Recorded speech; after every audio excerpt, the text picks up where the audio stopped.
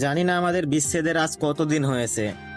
আসলে সেটা মনে রাখার প্রয়োজন মনে করিনি, কারণ তুমি আমাকে ছেড়ে যদি ভালো থাকতে পারো, আমি কেন পারবো না তোমাকে ছাড়া ভালো থাকতে।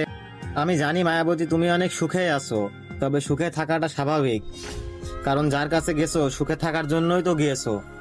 একটা সময় ছিল যখন তুমি আমাকে কথা দিয়েছিলে চিরদিন থাকবে আমার পাশে, অথচ আজকে দেখো আমি এখন বড্ড একা। তবে এখন আর তোমার শূন্যতা অনুভব করি না।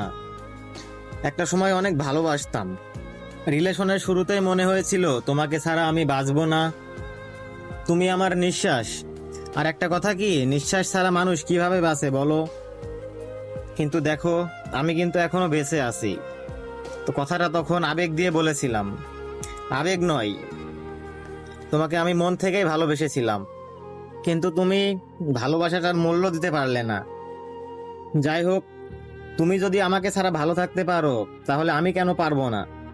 কেনই বা তোমার শূন্যতা অনুভব করে নিজেকে কষ্ট দিব? কেনই বা নিজেকে ডিপ্রেশনের মধ্যে রাখবো?